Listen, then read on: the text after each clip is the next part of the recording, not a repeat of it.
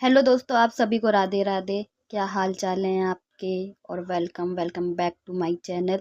तो जैसे daily vlog चल रहे थे, 75 हार्ड डे चैलेंज था, उसी में मैंने डेली टारगेट भी जोड़ दिया और आज है तीसरा दिन। ठीक है, तो मैं पहले थोड़ा सा कुछ ब्रीफ देना चाहती हूँ जो पहली 2 वीडियो में हुआ है, क्योंकि शायद यूट्यूब का क्या होता है, वो ओल्ड वीडियो जो होती हैं वो पुश नहीं करता और न्यू वीडियो को ऐसे आगे बढ़ाता है। इसलिए जो स्टार्टिंग में मैं बताती हूँ सीरीज़ की, तो मैं वो फिर से बताऊंगी। तो जो पुराने लोग हैं जो मुझे पहले से जानते चैनल पे, तो वो ये मत सोचना क्या एक ही चीज़ रिपीट हो रही है। बट ये न्यू लोगों के लिए भी है। वैसे भी एसएससी स्टेनो मतलब एसएससी ने कैलेंडर तो आउट कर ही रखा है, तो ये इस वजह से ही है। और 12th पास आउट करके कुछ लोग अपना करियर चूज़ करेंगे, कौन कौन सी लाइन में जाना है, जिसमें से कुछ होंगे जो स्टेनो का सोचेंगे, इसलिए मैं इसको बार बार रिपीट करती हूँ। तो देखो, जो मैं यहाँ पे लिखती हूँ, ठीक है, जो स्टेनो का एग्ज़ाम होता है ना, ठीक है, उसमें मैथ तो नहीं आती है। ठीक है कि आप मैथ पे फोकस दो। आते हैं 4 से 5 क्वेश्चन, अब वो छोड़ दो या आपको करना है, वो आप पे डिपेंड करता है। फर्स्ट तो मैथ नहीं आते, उस टेन के बाद इसका कोई सीबीटी एग्ज़ाम 2 नहीं होता है। ठीक है, इसकी स्किल टेस्ट होती है।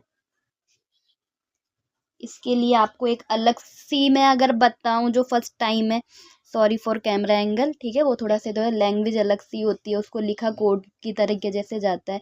जैसे आप का लिख रहे हो तो वो ऐसा आएगा, खा लिख रहे हो तो ऐसा आएगा, लाइक दिस होता है। ठीक है, अब जब ये हो जाता है तो आपको पहले सीबीटी एग्ज़ाम देना होता है, फिर स्किल टेस्ट आता है, इसलिए मैंने इसको ऐसे नीचे लिखा है। अब इस एग्ज़ाम के लिए आपको क्या चाहिए? 12th पास आउट होने चाहिए आप। सीबीएसई जो हमारे यहाँ चलता है दिल्ली में, आपके यहाँ जो भी चल रहा होता है उस हिसाब से चाहिए होता है। बस 12th पास आउट और सब ठीक है, फिर मतलब आप एक स्टेनोग्राफर या स्टेनो का एग्ज़ाम दे सकते हो।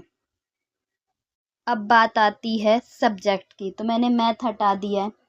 आता है इंग्लिश, सॉरी, आता है इंग्लिश, रीजनिंग, जीएस। ठीक है, इंग्लिश आती है, मैं पहले टोटल ऑफ क्वेश्चन बता देती हूँ। स्टेनो के एग्ज़ाम में टोटल ऑफ क्वेश्चन 200 रहते हैं, जिसमें से इंग्लिश आपका आता है 100 नंबर का। जी हाँ, ये आता है 50, ये आता है 50। ये पहला आपका सीबीटी एग्ज़ाम का है। अब बात आती है कि ये आता है 100 नंबर, ये 50, ये 50। तो बट जो जीएस होता है ना, उसका जो सिलेबस होता है वो बहुत बड़ा होता है। लिटरली मतलब मैं यहाँ पे बताऊँ, बहुत बड़ा होता है, जिसके अंदर आ जाता है आपका हिस्ट्री में 3, जैसे एशियंट, मिडवल, मॉडर्न, फिर जियो, वो मैं अगली बार जियो बताना भूल गई थी। ठीक है, जियो हो गया, इकोनॉमिक्स हो गया, पॉलिटी हो गया, फिर आपका साइंस अगर लेंगे तो आप उसमें आ जाएगा फिजिक्स, केमिस्ट्री और बायो। उसके बाद स्टैटिक जीके और करंट अफेयर। अब ये दो देखो और सिर्फ इसको देखो, मैंने कितना कुछ बता दिया। और सिर्फ टोटल नंबर 50 है, कोई 100 नंबर का नहीं है। अब वो कितने हो जाएंगे देखो, एशियंट, मॉडल, मिडविल, ठीक है, जियो, पॉलिटी, इको, फिर static, current affair, chemistry, bio और फिजिक्स। कितने हो गए? 1 2 3 4 5 6 7 8 9 10 11 और 50। इसमें से नहीं पता कौन ऑफ, ये मतलब कौन से क्या आ जाएगा, कौन सा कब उठा देंगे। ठीक है, तो इसलिए डेली टारगेट में मैंने फोकस दिया है इंग्लिश और रीजनिंग को। इनको मिला के टोटल होता है 150। और आप अगर अच्छे से तैयारी करते हो तो 140, 130, 120 ऐसे आ सकती हो, 125 भी हो सकता है। और ये नहीं है कि आप इसको बिल्कुल ही छोड़ दो, नहीं भाई, आप इतना है कि करंट अफेयर, स्टैटिक जीके, थोड़ा सा एशियन, थोड़ा सा मिडविल, थोड़ा सा मॉडर्न ला के आप 20-25 नंबर तो इसमें ला सकते हो। ये मैंने स्टेनो के 2 बार एग्जाम दिए हैं, उसके बाद अब मैं ये चीज़ कर रही हूँ कि लिटरली पहले मैं भी इसी पे भागती थी, क्योंकि ये समझ में आ रहा होता था, मतलब समझ में इन द सेंस मुझे यहाँ डर था। समझ में वो नहीं कि मुझे ये समझ में ना, मुझे इनमें क्या बना दिया यार मैंने, कोई नहीं, मतलब ये जो है ना, ये मुझे इन दोनों से डर था। कुछ लोग बोलेंगे हो रीजनिंग से डर, इतने तो अच्छे होते, भाई नहीं, मुझे डर था, मैं सच बोल रही हूँ, मुझे डर था। इसमें ये था मतलब कि राइट आंसर मुझे पता है पर मैं कंफ्यूज हूँ कि मैंने सही चुना है ऐसे वाला। तो मुझे इंग्लिश में तो कन्फ्यूज़न थी, इसमें डर था और ये था कि ये तो मैं कर सकती हूँ। क्योंकि इसमें क्या होता है, जब हम एशियंट, मिडविल, मॉडर्न पढ़ते हैं, जियो पढ़ते हैं, हमें बहुत सारी चीज़ें नई-नई पता चलती है। ओह! ऐसा होता है। थोड़ी दिन इकोनॉमिक्स की क्लास ले लो तो लगता है ओहो! मुझे तो सब समझ में आने लग गया है, तो इस टाइप का चलता है। बस सिलेबस इतना होता है कि क्या बताऊँ, और जब क्वेश्चन रखते हैं तो भाई ये क्या पूछ लिया, आता सब होता है पर पता कुछ नहीं चल रहा होता है। तो ये तो सिलेबस इसका वास्ट है, ठीक है। अब हम इसकी बात करते हैं। मैंने ये भी समझा दिया कि आप लोग भी जो शुरू शुरू में बिगनर्स होंगे ना, वो भी देखना जीएस पे ही भागेंगे सबसे पहले। वो इंग्लिश छोड़ के रीजनिंग पे थोड़ा ध्यान देंगे, बाकी होगा कि ओ मुझे इसमें से ला। बहुत से लोग ला सकते हैं यार, मैं ऐसा नहीं कह रही कि वो नहीं ला सकते, वो ला सकते हैं, ठीक है। बट एट द एंड बहुत से लोग कहें, पर अगर 200 में से है ना, तो आप देख लेना 160 170 जो होंगे ना, नहीं हो रहा है, ठीक है। तो इसको थोड़ा सा बैक रखना और इन्हें ऑन रखना, इन दो सब्जेक्ट को, ठीक है। और इससे पहले जो डेली टारगेट 1 और 2 दे दिया है वो अच्छे से समझ लेना। इसमें भी मैंने बहुत अच्छे से एक्सप्लेन कर दिया जो चीज़ें उसमें नहीं बताई थी, बट उसे भी देख लेना और चीज़ें क्लियर हो जाएंगी। अब जो बिगनर्स होंगे, तो देखो इंग्लिश में क्या उसका सिलेबस है, रीजनिंग का तो ऑलरेडी मैंने पहले से ही वीडियो बना रखी है, बहुत अच्छे से बनाई हुई है, उसमें भी बहुत अच्छे से समझाया हुआ है। तो चैनल को जाके विजिट कर लेना, बहुत सारी चीज़ें पता चल जाएंगी। स्टेनो से रिलेटेड क्या क्या होता है शुरू की वीडियो में ही मैंने दिया है, कोई ऐसे बीच में नहीं है। टाइटल में ही पता चल जाएगा मैं क्या बताना चाहती हूँ, तो आप वहाँ पे चले जाना। फिर भी कोई दिक्कत तो एज ए बिगनर आप कमेंट कर देना, या मैंने इंस्टाग्राम का अपना जो है द स्टेनो लाइफ करके मेरा पेज है, मतलब आईडी है, आप उस पे आ जाना, वहाँ पे मैसेज कर देना। मैं मतलब सॉल्व करने की बहुत ज़्यादा कोशिश करूँगी। अब देखो, अब जो डेली टारगेट चलता है तो उसमें वो कैब है, ठीक है। ये मैं किसी को नहीं कहती कि भाई 50 कर ले 60 कर ले, एज अ बिगनर नहीं हो सकता। जिन्होंने काफ़ी टाइम दिया उनके लिए ठीक है, क्योंकि उनकी बाकी चीज़ें कंप्लीटेड है, अब वो इस पे ध्यान दे रहे तो दे सकते हैं। बट मैं कह रही हूँ कोई नहीं हो रहा 10 से कर ले चालू यार, कोई दिक्कत वाली बात नहीं है। 10 पूरे दिन में 10 बहुत है, ठीक है। 1 घंटा दे दो, 1.5 घंटा दे दो, ऐसा कुछ कर लो इसमें। Tense tense as a topic भी मैं बताते चल रही हूँ कि आप क्या कर रहे हो। अब मैंने 3 से 4 दिन एक टॉपिक को दिए थे, ठीक है, कि हाँ आप अगर कोई टॉपिक उठा रहे हो तो उसको इतना टाइम दो, 3 से 4 दिन। एज अ बिगनर मुझे पता है 3 से 4 दिन कम पड़ेंगे आप लोगों के लिए, पर कर सकते हो। कोई पेड कोर्सेज लेगा या कोई चला जाएगा यूट्यूब पे सीधे 1-2 घंटे की क्लास लेने, उसमें कितना समझ में आ रहा है वो आपके ऊपर होता है, ठीक है। तो ये है। अब वोकैब कैसे याद करनी है, जिनका आ रहा था कि मेरे को वोकैब कब समझ में नहीं आ रहा है, मैं कैसे करूं, जिन्होंने यही पूछा था, हाँ नीतू यार देखो वोकैब, पहले मुझे भी डर लगता था। सबसे पहले जाओ वाईटी पे, PYQ सर्च करो 2025 के, बहुत से टीचर्स मिल जाएंगे जो वो कैब करा रहे होंगे, बहुत से, सिर्फ एक टीचर नहीं बहुत से। और जिन टीचर को आप चाहते हो वो भी ऑलरेडी मिल जाएंगे। जाओ वीडियो देख के पहले चालू करो, क्योंकि हम किताब ले रहे होते हैं, बहुत ज़्यादा कन्फ्यूज़न हो रही होती है दिमाग में, कुछ समझ में नहीं आ रहा होता है, ठीक है। तो जाओ PYQ 2025 लो, फिर टॉपिक जैसे मैंने बताया, एक टॉपिक लो, टेंस उठाओ, बुक है बुक से, वरना कोई नहीं फिर से YT पे जाओ, वहाँ पे टेंस क्लास डाल दो, देखो कितना समझ में आ रहा है कितना नहीं आ रहा है, फिर आगे का देखो, ठीक है।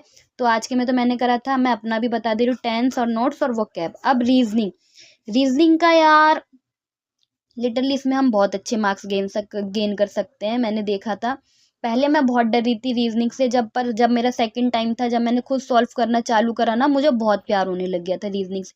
पता नहीं मैं क्यों इसको इतना वो ले रही थी हाइप में कि नहीं हो सकता, मेरे से तो नहीं हो सकता यार, ऐसा वाला कर रही थी। बट नहीं, हो सकता है अगर मैं अच्छे से प्रैक्टिस करूंगी।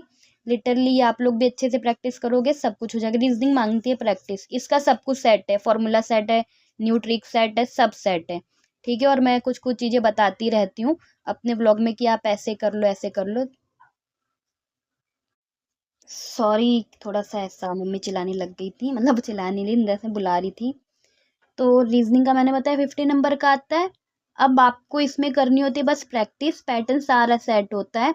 और कैसे क्या है इसमें, आपको कौन से इसके जो टॉपिक्स है उस पर ध्यान देना है, मैं जस्ट इसके बाद बता दूंगी। तो मैंने कहा था फिगर काउंटिंग, ठीक है।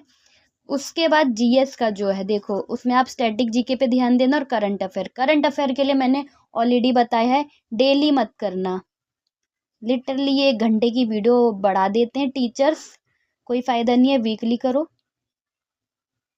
वीकली बेस्ट है, मंथली, ठीक है, मंथली करो। मेरे हिसाब से वीकली करो, हर एक चीज़ का मतलब आप इसके नोट्स बनाओ और रिवाइज करो, बहुत अच्छा है। कहाँ से करना है, टीचर्स मिल जाएंगे। मैं बताऊँ तो मैं अमन सर का करती हूँ लैब पे, ये मैंने बता दिया। उसके बाद मैं टॉपिक महाजनपद रिवाइज कर रही थी और उसके साथ मैंने करा था अपना लाइव क्लास जो इकोनॉमिक्स की चल रही थी वो, ठीक है। इतना तो मैंने बता दिया है, और इसकी हालत पहले कैसी थी और अब कैसी थी, ठीक है। बट बातों से आपको समझ में आ गया होगा क्या बताया मैंने क्या नहीं।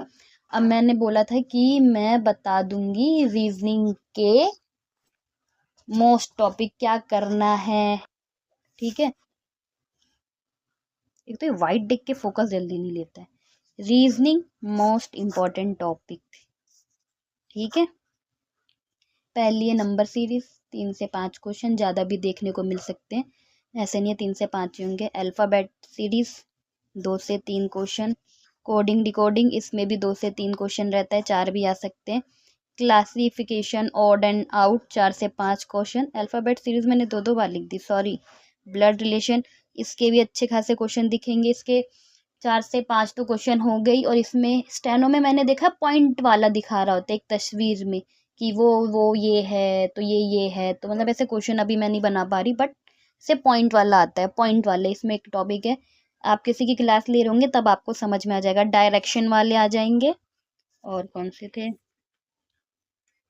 उम, उम, उम, फिर आपका आता है वेन डायग्राम, लॉग्स। यार देखो इसके भी अच्छे खासे क्वेश्चन आते हैं, मैंने तो यहाँ 5 लिखा है एज, पर मेरे को लगता है ज़्यादा है। फिर नॉन वर्बल है, ठीक है। Mirror, paper folding, embed figure, cube and dice, इसके 5 से 7 क्वेश्चन।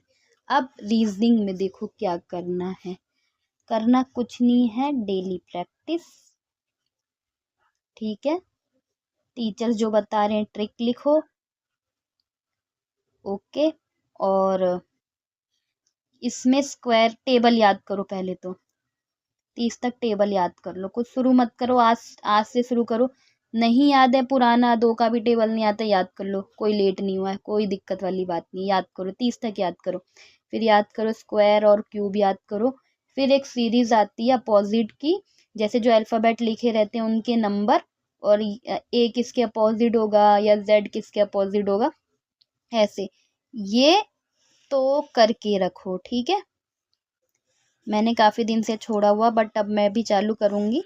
ये चीज़ आपको करनी है, ये बहुत हेल्प करेगा आपका, आपके एग्ज़ाम में, आप जब क्लासेस ले रहे होगे, आप जब मॉक दे रहे होगे। ये मैं मॉक की बात भी मैंने करी थी इसमें, बट एज अ बिगनर मैं नहीं कहूँगी आप मॉक देना चालू करना। आप प्रैक्टिस करना, मतलब अच्छे से अपने टॉपिक समझना, फिर थोड़े टाइम बाद देना चालू करना, ठीक है। ऐसा नहीं कि आप कर लोगे। अब कौन सी चीज़ जैसे कैसे होती है, मैं वो तो इस वाली वीडियो में नहीं बता पाऊंगी, पर आने वाली वीडियो में मैं क्लियर करती रहूंगी कि व्लॉग्स के क्या होते हैं। बट क्या होता है डेली व्लॉग में, यार हम एज अ टीचर नहीं पढ़ा रहे होते, हम आपको बता रहे होते हैं, क्योंकि मैं भी आपकी तरह स्टूडेंट हूँ, ठीक है। हाँ, मैं कुछ चीज़ें बता दीजिए, देखो मैंने क्या बताया रीजनिंग में, टेबल, स्क्वायर, क्यूब, अल्फ़ाबेट, ये तो आपको ना यार याद होना चाहिए, ये वाला तो जो रहेगा ना आपको एज अपोजिट, ये आपके कोडिंग डिकोडिंग में बहुत हेल्प करेगा। स्क्वायर क्यूब आपके नंबर सीरीज में आपको हेल्प कर देंगे अच्छे से, ठीक है। तो ये सारी चीज़ें हैं, आई होप कि मैं समझाने में सक्सेस हुई होगी, मतलब महारत हासिल करी होगी। जो जैसा मैं समझाना चाहती थी आपको वैसा समझ में आया होगा। कोई भी डाउट हो प्लीज़ कमेंट है, कमेंट सेक्शन ओपन है, आप आराम से मतलब पूछ सकते हैं। और मैं लास्ट में एक और चीज़ क्लियर करूँगी, किसी ने पूछा था कि मैं भी स्टेनोग्राफर ऐसे ज्वाइन करना चाहता हूँ स्टेनो के लिए, तो कोई वाईटी चैनल बता दो। देखो पढ़ाते सब अच्छे हैं, ऐसा नहीं है कि कोई एक ही से पढ़ाते सभी अच्छे हैं, हमारे ऊपर होता है हम पढ़ कैसे रहे, हमें समझ में किसका आ रहा है, ऐसा होता है। तो मैं तो लैब से करती हूँ, ठीक है। एसएससी लैब करके होगा, जहाँ पे अमन सर और बरखा मैम पढ़ाते हैं, बहुत अच्छा पढ़ाते हैं, आप देख सकते हो। और कब कोई कोर्स के लिए पूछते हैं, मैं तो बोलती पहले इनका भाई वाईटी पे देख लो अच्छे से, टॉपिक वॉपिक 2-3 महीने मैं जब स्टार्टिंग कर रही थी ना, मैंने तो 3-4 महीने ऐसे ही फ्री में लिया था और एग्ज़ाम देने गई थी। ठीक है, फिर मेरे को लगा कि हाँ, क्योंकि उस समय मैं आई थी, फिर मैंने देखा था स्टेनो का एग्ज़ाम है, तो मैं सिर्फ़ यूट्यूब पे ही गई थी, मैंने कोई कोर्स नहीं लिया था। फिर मैंने कि नहीं, मुझे लेना चाहिए। तब ये ऐसे वाले मैंने बाद में लिया था, तो लैब से पढ़ लो, मतलब पढ़ मत लो, एक बार देख लो, टाइम है आपके पास, आराम से देखो उनके लेक्चर क्या है क्या नहीं है। फिर कोई भी टीचर चूज़ करना, या नहीं तो बहुत होंगे, नीतू मैम मिल जाएगी, परमार सर मिल जाएंगे, और करियर विल करके भी हैं, वो भी मिल जाएंगे, तो आप जाके चेक कर सकते हो। मैं तो इनसे करती हूँ। मैंने अपना भी बता दिया मैं किन से कर रहा हूँ, मैंने आपको यूट्यूब चैनल भी बता दिए कि आप किन किन से कर सकते हो, पढ़ सकते हो ऐसे वाईटी चैनल पे जाके। तो आज आज की वीडियो के लिए बस इतना ही, मिलते हैं कल। आप सभी को राधे राधे।